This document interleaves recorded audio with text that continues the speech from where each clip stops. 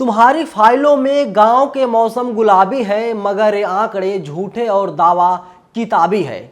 ये लाइनें जो है आजकल बहुत ज़्यादा प्रसिद्ध हैं। नमस्कार, मैं हूं नवीन कुमार नंदन। इलाहाबाद, प्रयागराज, संगम नगरी से एक ऐसी खबर आई है, इतनी मार्मिक खबर है, उसे देख करके सुन करके आप चौंक जाएंगे। एक कलयुग है। ये उत्तर प्रदेश में योगी आदित्यनाथ का राज है और जिसके स्वास्थ्य मंत्री हैं ब्रजेश पाठक। ब्रजेश पाठक की सरकार में क्या हो रहा है?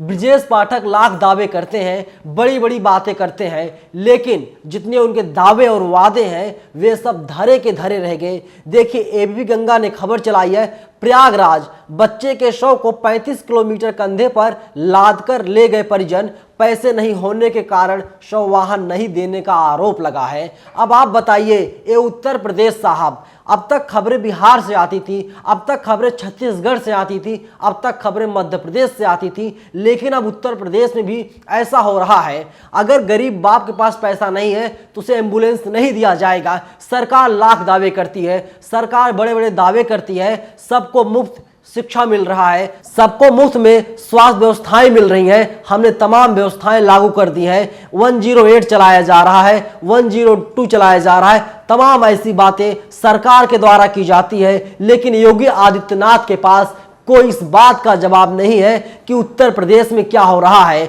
हालांकि ये जो पूरा वीडियो है किसी ने बना लिया, सोशल मीडिया पर वायरल कर दिया। पूरी स्टोरी क्या दोस्तों मैं बताऊंगा आपको, लेकिन उत्तर प्रदेश की जो सरकार है, योगी 2.0 की सरकार है, पूरी तरीके से फेल साबित हुई दिखाई दे रही। दोस्तों देखिए, भीम आर्मी के चीफ हैं चंद्रशेखर आजाद ने ट्वीट किया है। इन्होंने लिखा, कहते हैं दुनिया का सबसे बड़ा बोझ बाप के कंधे पर बेटे का जनाजा होता है, पर तब स्थिति क्या होगी जब बाप के कंधे पर गरीबी के कारण बेटे का शव हो। आजादी के 75 साल में हमारी सरकार ने हमें क्या दिया है? यही दिया है, निशब्द कुछ कहने के लिए।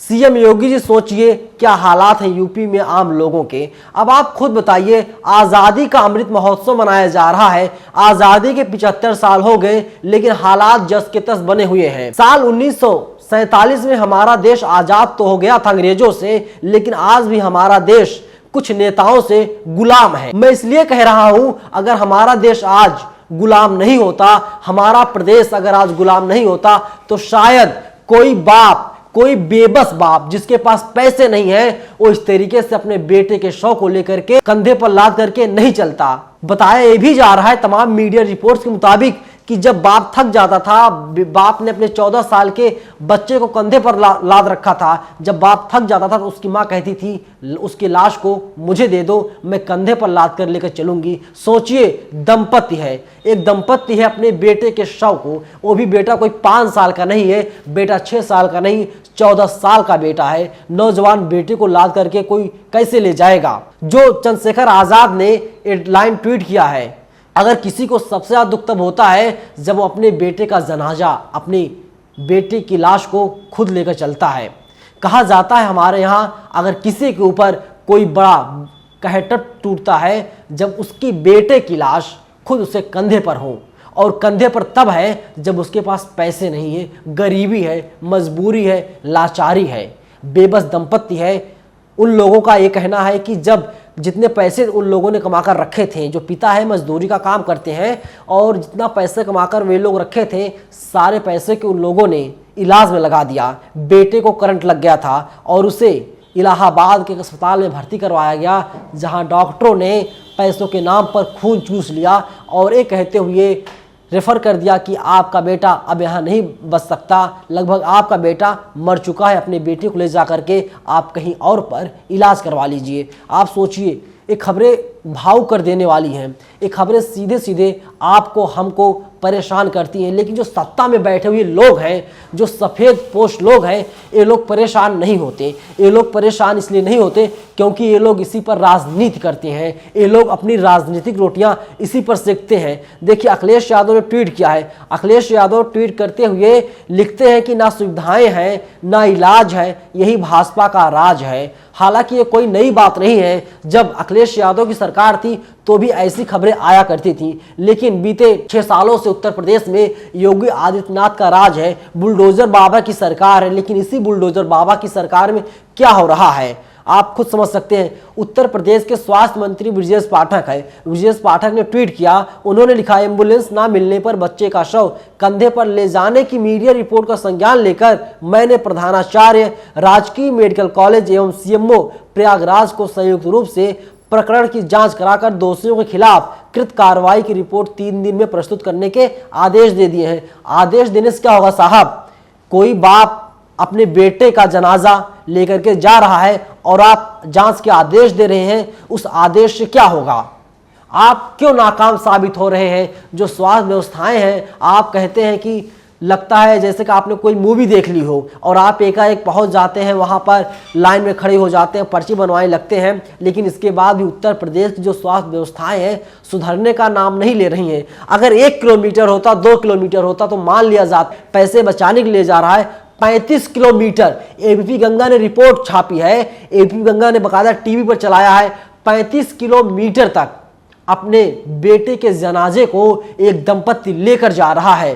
कल्पना आप कर सकते हैं, एक कलयुग है, क्या आज़ाद हम लोग आज भी हो चुके हैं? तो मुझे कभी कभी शक होता है, जो गरीब लोग हैं जिनके पास पैसे नहीं है, वे लोग आज भी गुलाम हैं। वे लोग गुलाम हैं सफ़ेद पोशों के, नेताओं के, अधिकारियों के, कर्मचारियों के। उन पर कोई कार्रवाई नहीं होती, सिर्फ बड़ी बड़ी बातें की जाती हैं। टीवी डिबेट्स में नेता आते हैं, प्रवक्ता आते हैं, अपने सरकार की जो अच्छाइयाँ होती हैं उसको गिनाने का काम करते हैं, लेकिन जो असल तस्वीर होती है उसको कोई नहीं बताता। अगर ये वीडियो सोशल मीडिया पर नहीं आया होता, इसके बाद national Dastak, India international news जैसे प्लेटफॉर्म्स इस खबर को प्रमुखता से ना दिखाते तो अब तक क्या होता? वही होता ढाक के 3 पात, और ढाक के 3 पात अभी भी हो रहे हैं।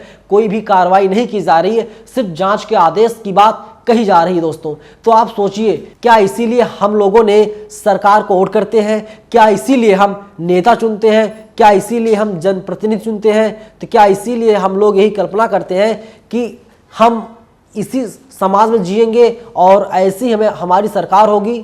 जो देखिए, मनीष जगन अग्रवाल है, ये इन्होंने लिखा है, भाजपा सरकार की इस व्यवस्था को अमृत काल कहे या थैंक यू योगी जी कहे, थैंक यू मोदी जी बोलना ही है। उन्होंने बकायदा ट्वीट किया है, पेपर कटिंग, बेबस मां, बाप ने कंधे पर 25 किलोमीटर तक ढोया बेटे का शव, बेटे के लाश को बाप ले जा रहा है। मार्मिक तस्वीरें हैं, आपको भी परेशान कर सकती हैं। इसीलिए जो वीडियो वायरल हो रहा है, उस वीडियो को हम आपको दिखाने में असमर्थ हैं, क्योंकि तमाम गाइडलाइंस है यूट्यूब की। और इसके अलावा अगर आप उन तस्वीरों को देखेंगे तो शायद आप भी सोच में पड़ जाएंगे, आप भी भावुक हो जाएंगे मेरी तरह, क्योंकि तस्वीरें दिखाने लायक नहीं है। विभत्स तस्वीरें हैं, परेशान कर देने वाली डरावनी तस्वीरें हैं, जब एक बाप कोई अपने बेटे के जनाजे को कंधे पर लाद करके ले जा रहा दोस्तों। लेकिन सरकार को लेकर के दोस्तों आप लोगों की क्या प्रतिक्रिया है, क्या राय है, आप लोग क्या सोच रहे हैं? क्योंकि कमेंट्स पढ़कर मैं सुना नहीं सकता, लोग गालियां दे रहे हैं सरकार को। तो आप लोग अपनी राय हमें जरूर बताइएगा। शुक्रिया। नेशनल दस्तक की आपसे गुजारिश है कि अगर इसको बचाना चाहते हैं तो नेशनल दस्तक को सब्सक्राइब करने के लिए रेड कलर के सब्सक्राइब बटन को दबाएं, फिर बेल आइकन की घंटी दबाएं। नेशनल दस्तक को बचाने के लिए बहुत जरूरी है कि हर खबर को शेयर करें, लाइक करें, कमेंट जरूर करें।